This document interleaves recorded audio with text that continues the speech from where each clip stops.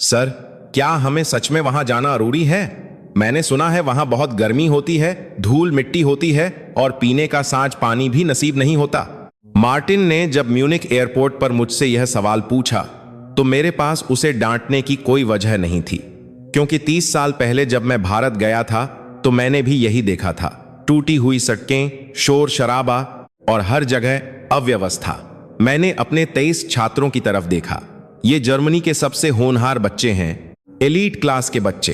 इनकी दुनिया बहुत साफ सुथरी और नियमों से बंधी हुई है। मैं उन्हें भारत इसलिए ले जा रहा था ताकि वे देख सकें कि दुनिया का दूसरा हिस्सा कितनी मुश्किलों में जीता है। मैं चाहता था कि वे अपनी सुविधाओं की कद्र करना सीखें।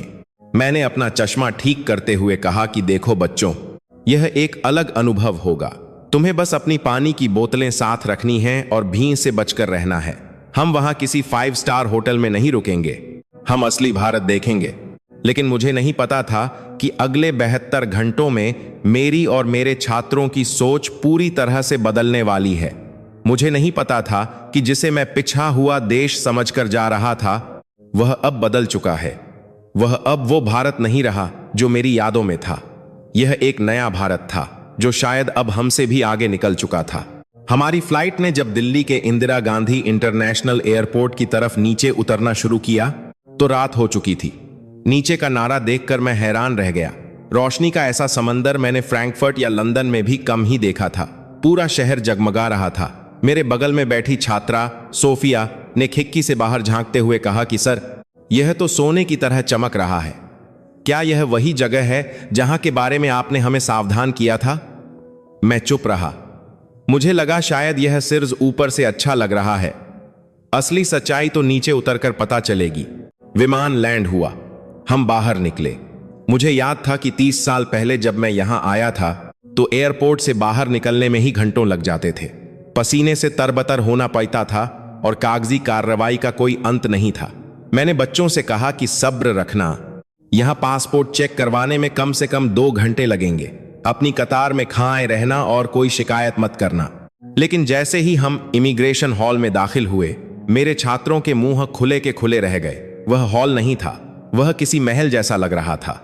ऊंची छतें जिनमें भारतीय संस्कृति की झलक थी, दीवारों पर बनी खूबसूरत कलाकृतियां और फर्श इतना साफ कि आप उसमें अपना चेहरा देख सकें। और सबसे बड़ी बात, वहां कोई लंबी कतार नहीं थी, सब कुछ डिजिटल था। मैंने देखा कि कुछ लोग एक मशीन के सामने खच्चे हो रहे थे। मशीन उनका चेहरा स्कैन कर रही थी और गेट अपने आप खुल रहा था। मैक्स, जो हमारे ग्रुप का सबसे तकनीकी प्रेमी छात्र है, मेरे पास आया और धीरे से बोला कि सर, यह बायोमेट्रिक एंट्री सिस्टम है।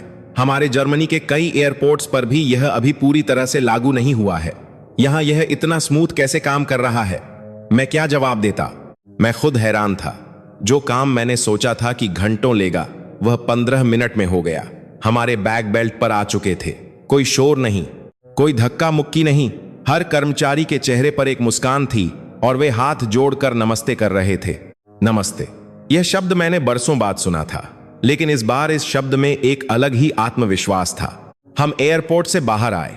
मुझे लगा था कि अब तो पक्का टैक्सी वालों की भी हमें घेर लेगी। कोई हमारा सामान खींच रहा होगा, कोई ज्यादा पैसे मांग रहा होगा। लेकिन वहां भी सब कुछ व्यवस्थित था। ऐप आधारित टैक्सियां, साफ सुथरी बसें और मदद करने के लिए वर्दी में खाए लोग। हमने एक बस किराए पर ली थी जो हमें शहर के बीचों बीच ले जाने वाली थी। बस में बैठते ही छात्रों ने राहत की सांस ली। बस वातानुकूलित थी और बेहद आरामदायक। लेकिन असली झटका तो तब लगा जब बस हाईवे पर चढ़ी। सोफिया ने फिर से मुझे टोका। उसने कहा, सर, क्या आप देख रहे हैं? सड़क पर एक भी गड्ढा नहीं है। यह सड़क तो हमारे म्यूनिख के ऑटोबान जैसी लग रही है, बल्कि उससे भी नई। मैं खिड़की से बाहर देख रहा था। चौड़ी सड़कें, दोनों तरफ करीने से लगे हुए पेम और बौएं बौएं फ्लाईओवर। यह वो भारत नहीं था जिसे मैं जानता था। 30 साल पहले यहां धूल के गुबार उड़ते थे। आज यहां गगनचुंबी इमारतें थीं जो आसमान को छू रही थीं। रास्ते में हमारे गाइड मिस्टर शर्मा ने माइक पर बोलना शुरू किया। उन्होंने बड़े गर्व से कहा कि भारत में आपका स्वागत है। आप जिस हाईवे से गुजर रहे हैं, यह हमारी प्रगति की एक छोटी सी झलक है। मुझे उनकी बातों में एक अजीब सा गर्व महसूस हुआ। वह किसी दबे हुए देश का नागरिक नहीं लग रहे थे, बल्कि एक महाशक्ति के नागरिक लग रहे थे। होटल पहुंचने के बाद मैंने छात्रों से कहा कि अब सो जाओ, कल सुबह हमें जल्दी उठना है, हमें ट्रेन पकड़नी है। मैंने जानबूझकर ट्रेन का सफर चुना था। मुझे लगा था कि ट्रेन का सफर बच्चों को असली भारत दिखाएगा। वही भी, वही गंदगी, वही धक्के। मैं उन्हें दिखाना चाहता था कि जीवन कितना कठिन हो सकता है। अगली सुबह हम स्टेशन पहुंचे, नई दिल्ली रेलवे स्टेशन। मैं अपनी पुरानी यादों के साथ तैयार था। मैंने बच्चों को कसकर अपना बैग पकड़ने को कहा, लेकिन जैसे ही हम प्लेटफॉर्म पर पहुंचे, मुझे अपनी आंखों पर विश्वास नहीं हुआ। क्या हम सही जगह पर थे? प्लेटफॉर्म साफ सुथरा था, कहीं कोई कचरा नहीं, और सामने जो ट्रेन खड़ी थी वह किसी पुरानी जंग लगी लोहे की गांजी नहीं थी। वह सैद और नारंगी रंग की एक बेहद आधुनिक ट्रेन थी। उसका नाम था वंदे भारत। उसके दरवाजे अपने आप खुले, बिल्कुल हमारी जर्मनी की हाई स्पीड ट्रेनों की तरह। हम अंदर दाखिल हुए। अंदर की खुशबू, साफ सुथरी सीटें, बड़ी खिड़कियां और डिजिटल स्क्रीन। मेरे एक छात्र लियोन ने मुझसे पूछा कि सर, क्या यह फर्स्ट क्लास है? मैंने टिकट देखा। नहीं, यह सामान्य चेयर कार थी। अगर सामान्य डिब्बा ऐसा है तो बाकी कैसा होगा? ट्रेन चलने लगी। कोई झटका नहीं, कोई आवाज नहीं। मैंने देखा कि टेबल पर रखा पानी का गिलास हिल भी नहीं रहा था। स्पीडोमीटर पर गति बढ़ती जा रही थी। 100, 120, 140, 160 किलोमीटर प्रति घंटा। हमारे जर्मनी में ट्रेनें अक्सर लेट होती हैं, कभी हमताल की वजह से, कभी तकनीकी खराबी की वजह से। लेकिन यहां यह ट्रेन समय के साथ दौड़ रही थी। तभी खाना परोसने वाले आए, सांझ वर्दी पहने, चेहरे पर मुस्कान। उन्होंने हमें नाश्ता दिया, गर्म खाना, ताजे फल और चाय।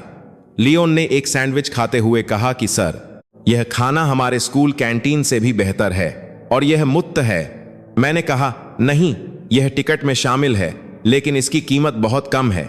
मेरे बगल में बैठे एक बुजुर्ग भारतीय यात्री ने मेरी हैरानी देख ली थी। उन्होंने मुझसे हिंदी में पूछा कि क्या आप पहली बार भारत आए हैं? मैंने अपनी टूटी फूटी हिंदी में जवाब दिया कि नहीं, 30 साल बाद आया हूं। वे मुस्कुराए, उनकी आंखों में एक चमक थी। उन्होंने कहा कि साहब, यह नया भारत है। अब हम झुकते नहीं, आम साहिले मुस्कुराए। भारत उनकी मानी सभादा करने में हम दौड़ते हैं, और यह तो बस शुरुआत है। उनकी बातों ने मेरे दिल पर चोट की। हम पश्चिम के लोग अक्सर सोचते हैं कि हम ही दुनिया को सब कुछ सिखा सकते हैं। हम सोचते हैं कि तकनीक और सुविधा सिर्फ हमारे पास है। लेकिन उस ट्रेन में बैठकर मुझे महसूस हुआ कि हम कितने गलत थे। हम अपने पुराने गौरव को समझाते में जी रहे हैं, जबकि भारत अपना नया भविष्य लिख रहा है। ट्रेन का सफर खत्म हुआ। हम आगरा पहुंचे। स्टेशन से बाहर निकलकर हमने कुछ लोकल चीजें देखने का फैसला किया। बच्चों को प्यास लगी थी। हम सच किनारे एक छोटे से नारियल पानी वाले के पास रुके। वह एक साधारण सा आदमी था, फटे पुराने कपड़े पहने हुए। मुझे लगा कि अब नकद पैसों का झंझट होगा। मेरे पास खुले पैसे नहीं थे। मैंने अपनी जेब टटोली। तभी मैक्स ने देखा कि उस ठेले पर एक छोटा सा QR कोड लगा हुआ है। मैक्स हंसा और बोला कि सर, यहां भी क्या यह काम करता है? मैंने सोचा कि यह सिर्फ दिखावे के लिए होगा। एक सशक्त किनारे बैठने वाला जो शायद स्कूल भी नहीं गया होगा, वह डिजिटल पेमेंट कैसे लेगा? मैंने अपना बटुआ निकाला ही था कि तभी एक रिक्शे वाला आया। उसने नारियल पानी लिया और अपने मोबाइल से उस कोड को स्कैन किया। 1 सेकंड में आवाज आई, पेमेंट प्राप्त हुआ। हम सब सन्न रह गए। जर्मनी में आज भी कई दुकानों पर कार्ड नहीं चलते, हमें कैश लेकर चलना पड़ता है। और यहां भारत के एक छोटे से शहर में सड़क किनारे खड़ा एक आदमी डिजिटल पेमेंट ले रहा है। मैक्स ने उस आदमी से पूछा कि भैया, क्या मैं भी फोन से पैसे दे सकता हूं? उस आदमी ने बहुत सहजता से कहा कि हाँ भैया, बिल्कुल, कोई भी ऐप चलेगा। मैक्स ने अपने फोन से पेमेंट किया और वह तुरंत हो गया। मैक्स ने मुंह कर मेरी तरफ देखा। उसका चेहरा देखने लायक था। उसने कहा कि सर, यह तो बर्लिन से भी ज्यादा एडवांस है। वहां मुझे एक ब्रेड खरीदने के लिए ATM ढूंढना पड़ता है और यहां मैं नारियल पानी के लिए फोन से पेमेंट कर रहा हूं। यह कैसे संभव है? मैंने उस नारियल पानी वाले से पूछा कि क्या आपको डर नहीं लगता कि पैसा बैंक में आएगा या नहीं? वह हंसा। उसने कहा कि साहब, यह भारत है, यहां अब सब कुछ पारदर्शी है। मोदी जी ने सबका खाता खुलवा दिया है। अब बिचौलिए नहीं है। मेरा पैसा सीधा मेरे खाते में आता है। मेहनत मेरी, पैसा मेरा। उसकी बातों में जो स्वाभिमान था वह किसी भी यूनिवर्सिटी की डिग्री से बड़ा था। वह आदमी गरीब हो सकता है, लेकिन वह लाचार नहीं था। वह तकनीक का इस्तेमाल कर रहा था, उससे डर नहीं रहा था। शाम को हम एक स्थानीय बाजार में घूम रहे थे। भीड़ बहुत थी, लेकिन इस बार मुझे वह भीड़ डरा नहीं रही थी। उस भीड़ में एक ऊर्जा थी। लोग काम कर रहे थे, हंस रहे थे, बातें कर रहे थे। तभी अचानक हमारे ग्रुप की एक छात्रा एम्मा पीछे छूट गई। हम आगे निकल गए और हमें पता ही नहीं चला। 5 मिनट बाद जब मैंने गिनती की तो एम्मा गायब थी। मेरे हाथ पांव फूल गए। 30 साल पहले की कहानियां मेरे दिमाग में घूमने लगीं। विदेशी, लकी, अकेली, भीड़ वाला बाहर। मैंने तुरंत पुलिस को फोन करने के लिए मोबाइल निकाला। मेरे छात्र भी घबरा गए थे। तभी हमने देखा कि सामने से एक स्कूटर आ रहा है। उस पर एक भारतीय महिला बैठी थी और उसके पीछे एम्मा बैठी थी। एम्मा हंस रही थी और हाथ में एक आइसक्रीम पखे हुए थी। वह स्कूटर हमारे पास रुका। उस महिला ने हेलमेट उतारा। वह एक साधारण गृहिणी लग रही थी। उसने हाथ जोड़कर मुझसे कहा कि नमस्ते भाई साहब, आपकी बच्ची शायद रास्ता भटक गई थी। वह घबरा रही थी। मैंने उसे देखा तो मुझे लगा कि इसे मदद की जरूरत है। इसने मुझे बताया कि इसके ग्रुप के लोग आगे गए हैं, तो मैं इसे यहां ले आई। मैं इतना शर्मिंदा था कि मेरी आंखों से आंसू आने को हो रहे थे। मैंने क्या क्या नहीं सोचा था। और यहां एक अनजान महिला ने मेरी छात्रा को अपनी बेटी की तरह संभाला। मैंने उनसे पूछा कि मैं आपको इसके लिए कैसे धन्यवाद दूं। क्या मैं आपको कुछ पैसे दे सकता हूं?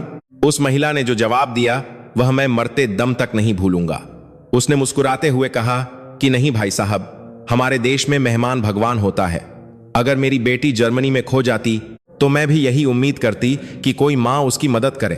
बस आप अपने देश जाकर बता दीजिएगा कि भारत के लोग अच्छे हैं। वह महिला चली गई, लेकिन हम सब वहीं खड़े रहे, सन्न। एम्मा ने बताया कि सर, जब मैं खो गई थी तो आसपास के दुकानदारों ने मुझे बिठाया, पानी पिलाया और इस दीदी को बुलाया। किसी ने मुझे गलत नजर से नहीं देखा। सबने मेरी मदद की। सर, हम तो सुनते थे कि यहाँ महिलाओं के लिए सुरक्षा नहीं है, लेकिन मुझे यहाँ जितना सुरक्षित महसूस हुआ उतना तो कभी कभी पेरिस की मेट्रो में भी नहीं होता। उस रात होटल में हम सब एक साथ बैठे थे, खाना खा रहे थे। खाने की मेज पर सन्नाटा था। कोई कुछ बोल नहीं रहा था। सब अपने अपने ख्यालों में खोए हुए थे। आखिरकार जोनास ने चुप्पी तोड़ी। वह हमारे क्लास का सबसे आलोचक छात्र है, जो हर चीज में कमी निकालता है।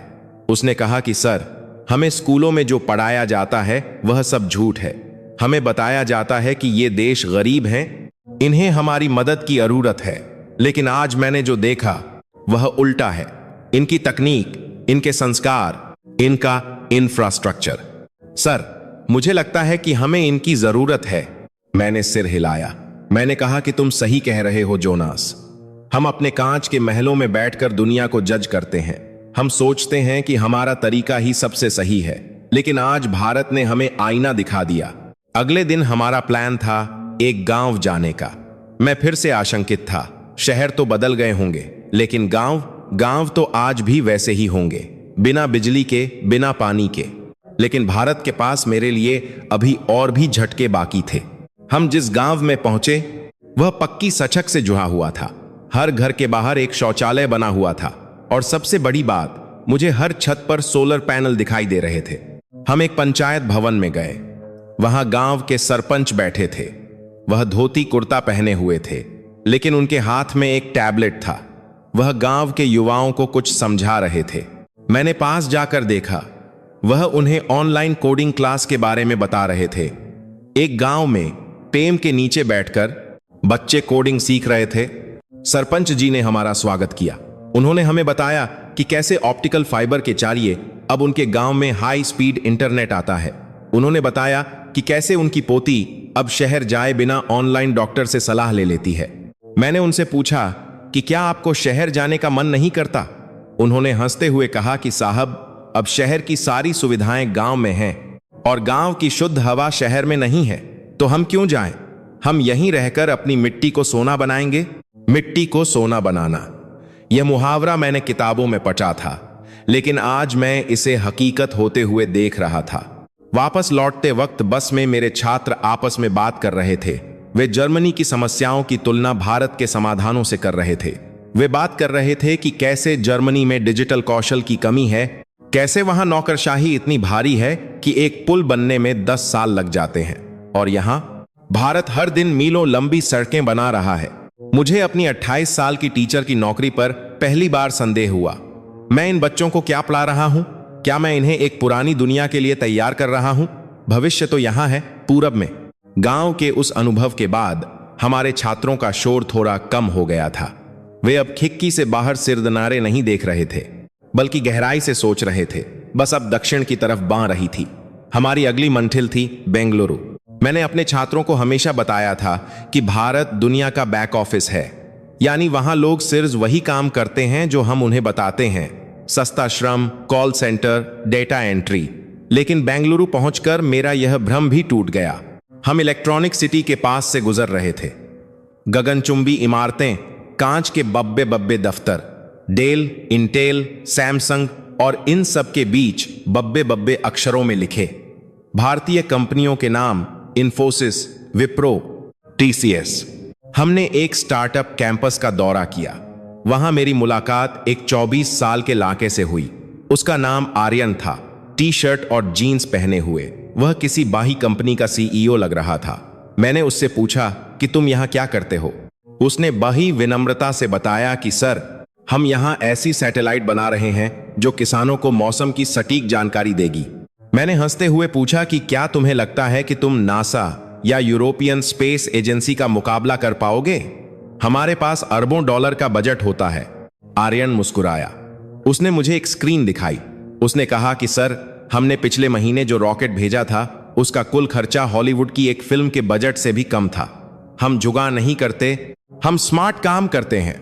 हम कम संसाधनों में ज्यादा परिणाम देते हैं। यही भारतीय इंजीनियरिंग है। मेरे छात्र जोनास और मैक्स, जो खुद को तकनीक का माहिर समझते थे, वे आर्यन की टीम के काम को देखकर दंग रह गए। मैक्स ने मुझसे फुसफुसाते हुए कहा कि सर, यह कोडिंग, यह तो उस स्तर की है जो हम मास्टर्स डिग्री में सीखते हैं, और ये लोग अभी कॉलेज से निकले हैं। आर्यन ने हमें लंच पर आमंत्रित किया।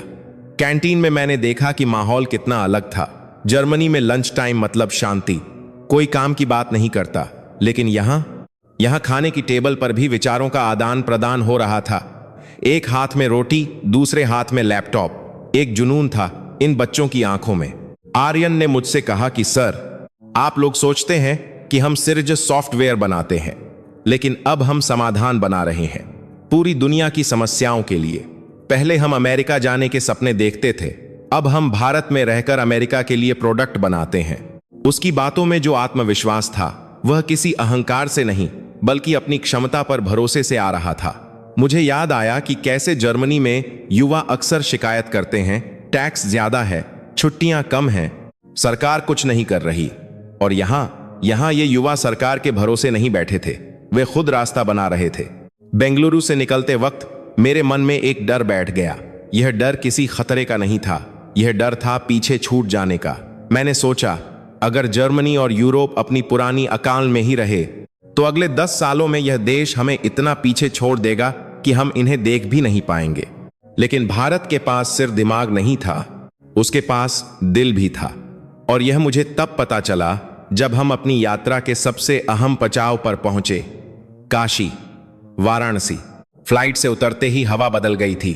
यहां वह आधुनिकता नहीं थी जो बेंगलुरु में थी। यहां कुछ पुराना था, कुछ बहुत पुराना। हवा में अगरबत्ती और फूलों की महक थी। हम घाट की तरफ शाम होने वाली थी। गलियां संकरी थीं, गायें सचकों पर बैठी थीं, साधु ध्यान में मग्न थे और हारों लोग एक ही दिशा में जा रहे थे। मेरे छात्र, जो साफ सफाई के प्रति बहुत संवेदनशील थे, शुरू में थोड़ा हिचकिचाए। सोफिया ने अपनी नाक पर रूमाल रख लिया था। लेकिन जैसे ही हम दशाश्वमेध घाट पहुंचे, सब कुछ थम गया। गंगा आरती शुरू होने वाली थी। हारों दिए जल रहे थे, घंटियों की आवाज गूंज रही थी, मंत्रों का उच्चारण हो रहा था। वह शोर नहीं था, वह एक संगीत था, एक ऐसा संगीत जो सीधा आत्मा में उतर रहा था। मैंने देखा कि सोफिया ने अपनी नाक से रूमाल हटा लिया है। उसकी आंखें फटी की फटी रह गई थीं। लियोन, जो नास्तिक था और ईश्वर में विश्वास नहीं करता था, वह हाथ जोकर खजा था। एक युवा पंडित जी हमारे पास आए। उन्होंने हमारे माथे पर चंदन का टीका लगाया। मैंने उनसे पूछा कि इतनी भीड़, इतना शोर, फिर भी यहाँ इतनी शांति कैसे है? जर्मनी में इतनी भीड़ हो तो भगदड़ मच जाए, लोग गुस्से में आ जाएं। पंडित जी ने मुस्कुराते हुए कहा कि साहब, यह भी नहीं है, यह परिवार है। यहाँ कोई भी अजनबी नहीं है। हम सब एक ही माँ की गोद में हैं, गंगा माँ। यहाँ अमीर और गरीब, राजा और रंक, सब एक बराबर हैं। यह भारत की आत्मा है। हम शरीर को नहीं, आत्मा को देखते हैं। आरती के बाद हम नाव पर बैठे। गंगा का पानी शांत था। दिए पानी पर तैर रहे थे, जैसे आसमान के तारे जमीन पर आ गए हों। मैक्स ने पानी में हाथ डाला। उसने कहा कि सर, लोग कहते हैं यह पानी गंदा है, लेकिन मुझे यह पवित्र लग रहा है। इसमें कुछ तो है जो विज्ञान समझा नहीं सकता। उस रात होटल लौटकर कोई सो नहीं पाया। हम सब छत पर बैठे थे। सामने गंगा बह रही थी। मैंने अपने छात्रों से पूछा कि तुम लोगों को अब कैसा लग रहा है। हन्ना, जो पूरे ट्रिप में बहुत कम बोली थी, अचानक रोने लगी। हम सब घबरा गए। मैंने पूछा, क्या हुआ हन्ना? क्या तबीयत खराब है? क्या घर की याद आ रही है? हन्ना ने जो कहा, उसने मुझे अंदर तक झकझोर दिया। उसने कहा कि नहीं सर, मुझे घर की याद नहीं आ रही, मुझे शर्म आ रही है। शर्म? क्यों? मैंने पूछा। हन्ना ने आंसू पोंछते हुए कहा कि सर, हम लोग कितने गरीब हैं। हमारे पास बगी कारें हैं, बगे घर हैं, पैसा है, लेकिन इनके पास जो है वह हमारे पास नहीं है। इनके पास एक दूसरे के लिए वक्त है, इनके पास आस्था है, इनके पास खुशी है, बिना किसी वजह के।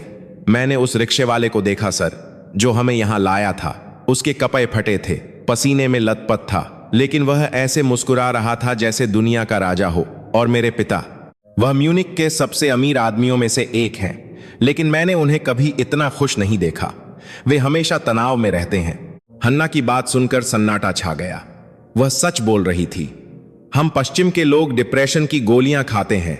हमारे पास सब कुछ है, फिर भी हम खाली हैं। और यहां इन लोगों के पास शायद कम हो, लेकिन ये भरे हुए हैं। इनका जीवन भरा हुआ है। जोनास ने कहा कि सर, आपने कहा था कि हम यहां इन्हें देखने आए हैं कि ये लोग कैसे जीते हैं, लेकिन सच तो यह है कि हमें यहां यह सीखने आना चाहिए था कि जिया कैसे जाता है। अगले दिन सुबह हम एक स्थानीय स्कूल में गए। यह कोई बड़ा इंटरनेशनल स्कूल नहीं था, यह एक सरकारी स्कूल था। टाट पट्टी पर बच्चे बैठे थे, लेकिन उनकी वर्दी साफ थी और बाल सलीके से बने थे। जैसे ही हम क्लास में घुसे, सारे बच्चे खड़े हो गए और एक साथ बोले, नमस्ते सर, नमस्ते मैडम। उनका अनुशासन देखकर मैं हैरान था। हमारे जर्मनी के स्कूलों में अब बच्चे शिक्षकों का इतना सम्मान नहीं करते। वहां अधिकार की बात होती है, कर्तव्य की नहीं। लेकिन यहां इन बच्चों की आंखों में शिक्षक के लिए जो आदर था, वह अद्भुत था। प्रधानाचार्य जी ने हमें बताया कि यहां हम बच्चों को सिर्फ गणित और विज्ञान नहीं पढ़ाते, हम उन्हें संस्कार भी देते हैं। हम उन्हें सिखाते हैं कि माता पिता की सेवा करना, बहुओं का आदर करना और देश से प्यार करना ही सबसे बड़ी शिक्षा है। दोपहर के भोजन का समय था, मिड डे मील।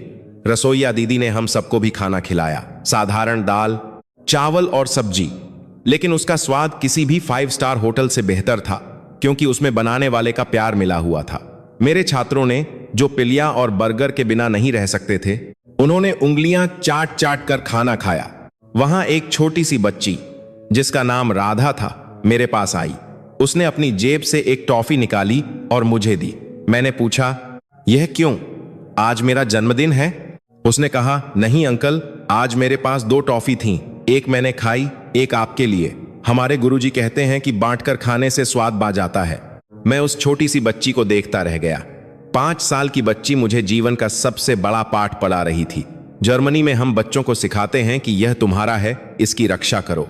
यहां सिखाया जाता है कि यह हमारा है, इसे बांट लो। वापसी के लिए जब हम बस में बैठे तो मेरे छात्र बदल चुके थे। उनके चेहरे पर वह पर्यटक वाला भाव नहीं था। उनके चेहरे पर एक गहरा सम्मान था, एक वह पर्यटक वाला भाव। रास्ते में हमारी बस एक जगह रुकी। सड़क बन रही थी। मैंने देखा कि कुछ मजदूर काम कर रहे थे। धूप बहुत तेज थी, लेकिन उनके साथ एक सुपरवाइजर खड़ा था जो टैबलेट पर काम की निगरानी कर रहा था। गाइड ने बताया कि सर, यह भारत का नया इंफ्रास्ट्रक्चर प्रोजेक्ट है। हम हर दिन 40 किलोमीटर हाईवे बना रहे हैं। यह दुनिया में सबसे तेज गति है। 30 साल पहले जब मैं आया था तो लोग कहते थे भारत में कुछ नहीं हो सकता। आज मैं देख रहा था कि भारत में सब कुछ हो सकता है, और वह भी दुनिया से तेज। हमने दिल्ली वापस जाने के लिए फिर से ट्रेन पकड़ी। इस बार रात का सफर था। ट्रेन खचाखच भरी थी, लेकिन इस बार मेरे छात्रों को भी से डर नहीं लग रहा था। मैक्स एक भारतीय परिवार के साथ घुल मिल गया था। वह उनकी भाषा नहीं जानता था, वे उसकी भाषा नहीं जानते थे, लेकिन इशारों में बातें हो रही थीं। उस परिवार ने मैक्स को अपने घर का बना हुआ अचार चखाया। मैक्स ने उन्हें अपने बैग से जर्मन चॉकलेट दी। मैंने अपनी डायरी निकाली। मुझे अपनी रिपोर्ट लिखनी थी जो मुझे जर्मनी जाकर स्कूल बोर्ड को देनी थी। मैंने पहला वाक्य लिखा, हम उन्हें पिछा हुआ देश समझने की गलती कर रहे थे। वे पिछा नहीं हैं, वे बस अपनी जजों से जुए हुए हैं, और जो पेई जों से जूना होता है वही आंधी में खसा रहता है। हमारी फ्लाइट अगले दिन सुबह थी, लेकिन उससे पहले एक और सरप्राइज बाकी था। हम दिल्ली के भारत मंडपम के पास से गुजरे। वह विशाल इमारत जहां G20 शिखर सम्मेलन हुआ था। वह इमारत सिर्फ ईंट पत्थर की नहीं थी, वह भारत की नई ताकत का प्रतीक थी। उसके सामने नटराज की विशाल मूर्ति खची थी, विज्ञान और कला का संगम। मेरे छात्रों ने इद्द की कि हमें वहां फोटो लेनी है। जब हम वहां खाए थे तो लियोन ने मुझसे कहा कि सर, जब मैं बड़ा होकर इंजीनियर बनूंगा तो मैं भारत में काम करना चाहूंगा। मैंने पूछा क्यों, जर्मनी में क्यों नहीं? लियोन ने कहा कि सर, जर्मनी में सब कुछ बन चुका है, वहां मुझे सिर्फ पुरानी चीजों की मरम्मत करनी होगी। लेकिन भारत अभी बन रहा है। यहां ऊर्जा है, यहां भविष्य है। मैं भविष्य का हिस्सा बनना चाहता हूं, इतिहास का नहीं। उसकी बात सुनकर मुझे एक अजीब सी घबराहट और गर्व दोनों महसूस हुआ। घबराहट इसलिए कि मेरा देश बूढ़ा हो रहा था, और गर्व इसलिए कि मैं इस नए भारत के उदय का गवाह बन रहा था। एयरपोर्ट पर विदाई का समय था। हमारे गाइड मिस्टर शर्मा ने हाथ जोड़कर कहा कि फिर आइएगा, अतिथि देवो भव। मैंने उनके दोनों हाथ थाम लिए। मैंने कहा कि शर्मा जी, मैं आया था एक शिक्षक बनकर, लेकिन जा रहा हूं एक छात्र बनकर। आपके देश ने मुझे बहुत कुछ सिखाया है। जब हम प्लेन में बैठे तो वह नजारा फिर से मेरी आंखों के सामने था। वही रोशनी, वही चमक। लेकिन अब मैं जानता था कि यह चमक सिर्फ बिजली की नहीं है, यह चमक एक राष्ट्र के आत्मविश्वास की है, 1 अरब 40 करोड़ सपनों की है। विमान ने उड़ान भरी। मैंने खिड़की से नीचे देखा। भारत का नक्शा छोटा होता जा रहा था, लेकिन मेरे दिल में उसका स्थान बहुत बड़ा हो गया था। सोफिया मेरे पास आई। उसने कहा, सर, क्या हम स्कूल जाकर प्रिंसिपल सर को बोल सकते हैं कि अगले साल का ट्रिप पेरिस या लंदन नहीं, फिर से भारत का हो? अभी तो हमने दक्षिण नहीं देखा, पहाड़ नहीं देखे। मैं मुस्कुराया। मैंने कहा, बिल्कुल सोफिया, क्योंकि मुझे लगता है कि अभी हमने असली भारत को जानना शुरू ही किया है। मैं अपनी सीट पर पीछे की ओर झुक गया। मैंने आंखें बंद की। मेरे कानों में अभी भी गंगा आरती की घंटियों की आवाज गूंज रही थी, और मेरे मन में एक ही विचार आ रहा था, दुनिया को भारत की जरूरत है, भारत को दुनिया की नहीं। यह देश जो हारों साल पुराना है, आज फिर से जवान हो गया है, और इस बार यह रुकने वाला नहीं है। वाराणसी की उस रूहानी शाम के बाद हम दिल्ली वापस लौट आए थे। हमारा सफर खत्म होने वाला था, लेकिन शायद किस्मत को अभी हमारी एक और परीक्षा लेनी थी। एक ऐसी परीक्षा जिसने मेरे और मेरे छात्रों के मन से भारत के प्रति बचे खुचे डर को भी हमेशा के लिए मिटा दिया। दिल्ली पहुंचने के अगली सुबह मेरे एक छात्र फ्रेडरिक की तबीयत अचानक बिगड़ गई। शायद गर्मी या सफर की थकान की वजह से वह बेहोश होकर गिर पड़ा। उसका शरीर बुखार से तप रहा था। मेरे हाथ पांव फूल गए। जर्मनी में हमें हमेशा बताया जाता है कि भारत में बीमार पड़ना मतलब मौत को दावत देना है। हमें डराया जाता है कि वहां के अस्पताल गंदे होते हैं, डॉक्टर नीम हकीम होते हैं और दवाइयां नकली होती हैं। मेरे दिमाग में वही डरावनी तस्वीरें घूमने लगीं। गंदे बिस्तर, मक्खियां भिन भिनाते हुए वार्ड और लाचार मरीज। हमने तुरंत एम्बुलेंस बुलाई। मेरे छात्र डरे हुए थे। सोफिया रो रही थी। मुझे लगा कि एम्बुलेंस आने में घंटों लगेंगे, लेकिन हैरानी की बात थी कि फोन करने के मात्र 10 मिनट के भीतर एम्बुलेंस होटल के नीचे खड़ी थी। और यह कोई टूटी फूटी वैन नहीं, आपत बता दी कि सूर्य के लिए करी थी। यह एक अत्याधुनिक एडवांस्ड लाइफ सपोर्ट एम्बुलेंस थी। हम गुरुग्राम के एक बाबे अस्पताल में पहुंचे, जिसे लोग मेदांता कह रहे थे। जैसे ही हम अस्पताल के अंदर दाखिल हुए, मैं अपनी आंखों पर यकीन नहीं कर पाया। क्या यह अस्पताल था या कोई 5 स्टार होटल? फर्श इतना चमकदार कि आप उसमें अपना चेहरा देख सकें। हवा में फिनाइल की नहीं बल्कि ताजगी की खुशबू थी। रिसेप्शन पर भी थी, लेकिन कोई शोर शराबा नहीं था। सब कुछ डिजिटल था। जर्मनी में अगर आप किसी बड़े अस्पताल की इमरजेंसी में जाते हैं तो आपको पहले बीमा के कागजात भरने पड़ते हैं। कई बार मरीज दर्द से तचपता रहता है और प्रशासन कागजों में उलझा रहता है, लेकिन यहाँ स्ट्रेचर पर ले जाते ही डॉक्टरों ने इलाज शुरू कर दिया। किसी ने मुझसे पैसे नहीं मांगे, किसी ने बीमा कार्ड नहीं मांगा। डॉक्टर ने मुझसे सिर्फ भी इतना कहा, सर आप चिंता न करें, पहले हम बच्चे को ठीक करेंगे, कागजी कार्रवाई बाद में होती रहेगी। यहाँ जान की कीमत कागजों से ज्यादा है। यह सुनकर मेरी आंखों में आंसू आ गए। पश्चिम में हम मानवाधिकारों की बड़ी बड़ी बातें करते हैं, लेकिन असल में हम हर चीज को व्यापार बना चुके हैं। और यहाँ जिसे हम विकासशील देश कहते हैं, वहां इंसानियत आज भी जिंदा है। 2 घंटे बाद डॉक्टर बाहर आए। उन्होंने मुस्कुराते हुए कहा कि फ्रेडरिक अब खतरे से बाहर है, उसे बस डिहाइड्रेशन और वायरल इन्फेक्शन हुआ था। मैं फ्रेडरिक के पास गया। वह एक साफ सुथरे प्राइवेट कमरे में लेटा था। उसके पास एक नर्स खड़ी थी जो उससे बहुत प्यार से बातें कर रही थी, जैसे वह उसकी अपनी बहन हो। फ्रेडरिक ने मुझे देखते ही कहा, सर मुझे लगा था मैं किसी नर्क में जाऊंगा, लेकिन यह जगह तो हमारे म्यूनिक के सबसे महंगे प्राइवेट अस्पताल से भी बेहतर है। शाम को जब बिल भरने की बारी आई तो मैं डर रहा था। इतनी सुविधाएं, इतना बड़ा अस्पताल और इतनी त्वरित सेवा। मुझे लगा कि बिल हजारों यूरो में होगा। मेरे पास क्रेडिट कार्ड तैयार था, लेकिन जब मैंने बिल देखा तो मुझे लगा शायद उन्होंने कोई गलती की है। मैंने रिसेप्शनिस्ट से पूछा, क्या आपने सब कुछ जोड़ा है? एम्बुलेंस, इमरजेंसी रूम, दवाइयां, प्राइवेट रूम? उसने मुस्कुराकर कहा, जी सर, सब कुछ शामिल है। वह रकम इतनी कम थी कि जर्मनी में उतने पैसों में डॉक्टर शायद मरीज की नब्ज भी चेक न करे। कुल मिलाकर यह राशि लगभग 50 यूरो के बराबर थी। मैं सन्न रह गया। मैंने सोचा, कैसे यह देश इतनी कम कीमत में विश्व स्तरीय सुविधाएं दे सकता है? तब मुझे समझ आया कि भारत ने स्वास्थ्य सेवा को सेवा माना है, धंधा नहीं। यहाँ दवाइयां सस्ती हैं क्योंकि भारत दुनिया की फार्मेसी है। यहाँ डॉक्टर इसलिए डॉक्टर बनते हैं क्योंकि वे लोगों को ठीक करना चाहते हैं, सिर्फ पैसा कमाना नहीं। अस्पताल से बाहर निकलते वक्त मैंने उस इमारत को मुंह कर देखा। मुझे याद आया कि मेरे देश में लोग इलाज के लिए महीनों वेटिंग लिस्ट में रहते हैं, और यहाँ 140 करोड़ की आबादी होने के बावजूद व्यवस्था इतनी चुस्त है। यह कोई चमत्कार नहीं था, यह इच्छा शक्ति थी। फ्रेडरिक के ठीक होने की खुशी में हमारे गाइड मिस्टर शर्मा ने हमें एक सरप्राइज दिया। उन्होंने कहा, सर आपने भारत का दर्द देख लिया, भारत का इलाज देख लिया, अब भारत का जश्न देखिए। अगले दिन हम जयपुर के लिए निकले। हमें एक भारतीय शादी में मेहमान के तौर पर आमंत्रित किया गया था। जर्मनी में शादियां बहुत औपचारिक होती हैं। चर्च में रस्म, फिर एक छोटा सा रिसेप्शन और रात 10 बजे तक सब खत्म। मेहमान भी गिने चुने होते हैं और अगर कोई बिना बुलाए आ जाए तो उसे अपमान माना जाता है।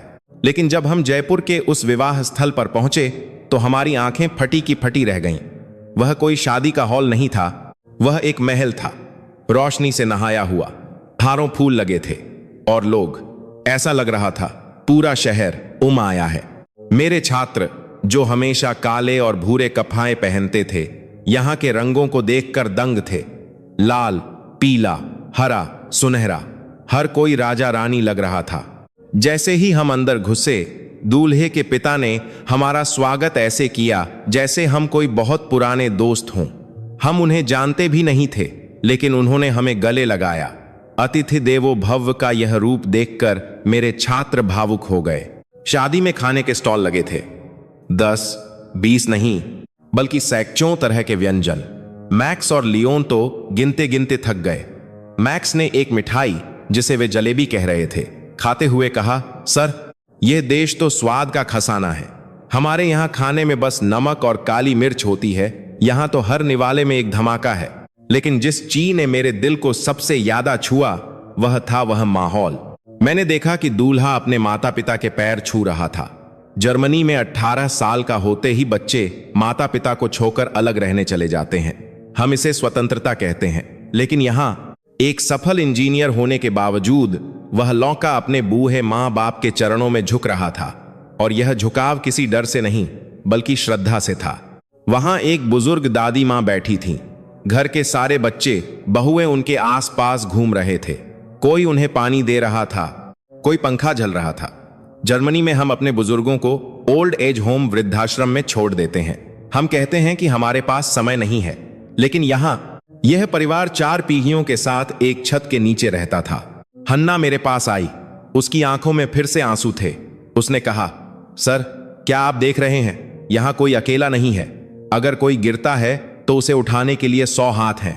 और हमारे देश में लोग अपने अपार्टमेंट में अकेले मर जाते हैं और हफ्तों तक किसी को पता नहीं चलता। मैं निशब्द था।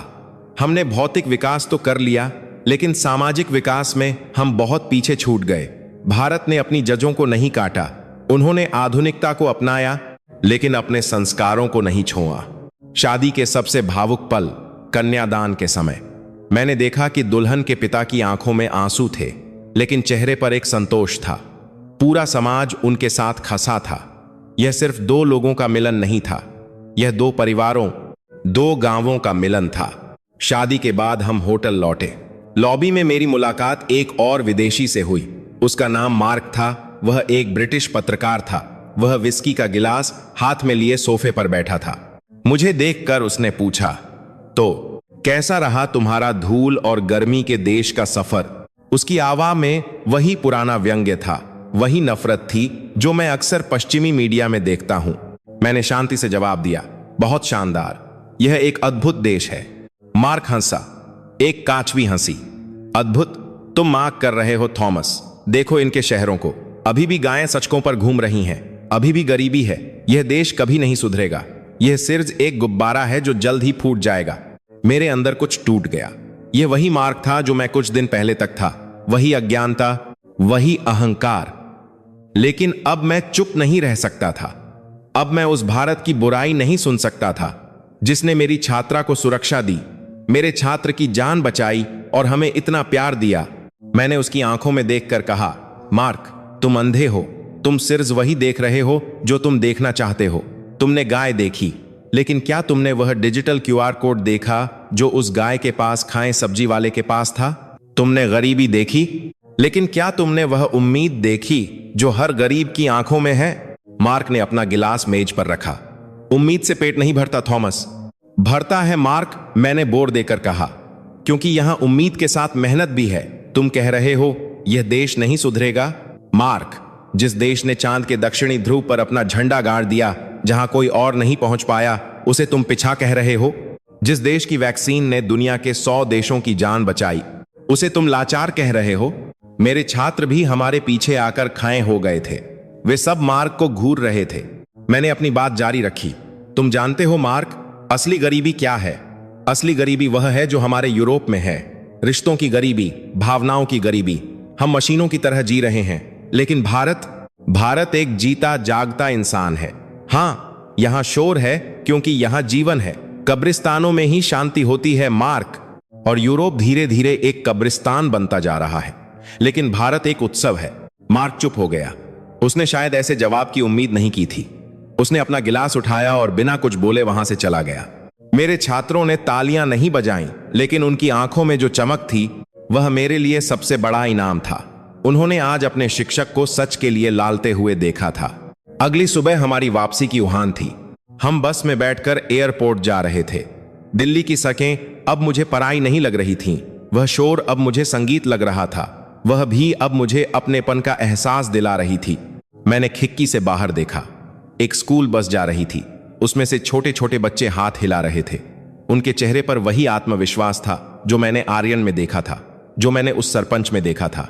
एयरपोर्ट पर सुरक्षा जांच के दौरान एक सुरक्षा अधिकारी ने मेरे पासपोर्ट पर जर्मन नागरिकता देखी। उसने मुस्कुराते हुए हिंदी में कुछ कहा जो मुझे समझ नहीं आया। मैंने गाइड की तरफ देखा। गाइड ने अनुवाद किया। सर, यह कह रहे हैं कि जर्मनी बहुत अच्छा देश है, उनकी मशीनें बहुत मजबूत होती हैं। मैं हंसा। मैंने टूटी फूटी हिंदी में जवाब दिया, शुक्रिया, लेकिन भारत का दिल उससे भी ज्यादा मजबूत है। वह अधिकारी चौंक गया। फिर उसने सैल्यूट किया। वह सैल्यूट मेरे लिए नहीं था, वह उस सम्मान के लिए था जो मैंने उसके देश को दिया था। प्लेन में बैठते समय मेरा बैग भारी था। उसमें सिर मसाले और कप्पे नहीं थे, उसमें यादें थीं, उसमें एक नई सोच थी। मेरे बगल में जोनास बैठा था। वह अपनी नोटबुक में कुछ लिख रहा था। मैंने झांक कर देखा। वह एक लिस्ट बना रहा था। चीजें जो हमें भारत से सीखनी चाहिए। 1. परिवार का साथ। 2. बमों का सम्मान। 3. जुगाड़ कम संसाधनों में समाधान। 4. मेहमाननवाही वी और सबसे जरूरी खुश रहना। मैं मुस्कुराया। यह वही छात्र था जो आते वक्त कह रहा था कि उसे कीटाणुनाशक सैनिटाइजर की जरूरत पड़ेगी। विमान ने रनवे पर रफ्तार पगझी, पहियों ने भमीन छोही। हम आसमान में थे। नीचे दिल्ली शहर छोटा होता जा रहा था, लेकिन अब मैं जानता था कि यह शहर, यह देश किसी भी नक्शे से बड़ा है। मैंने अपनी डायरी के आखिरी पन्ने पर लिखा, हम भारत गए थे यह सिखाने कि विकसित कैसे बनते हैं, लेकिन हम वापस लौट रहे हैं यह सीखकर कि सभ्य कैसे बनते हैं। सचकों और इमारतों से देश अमीर नहीं होता।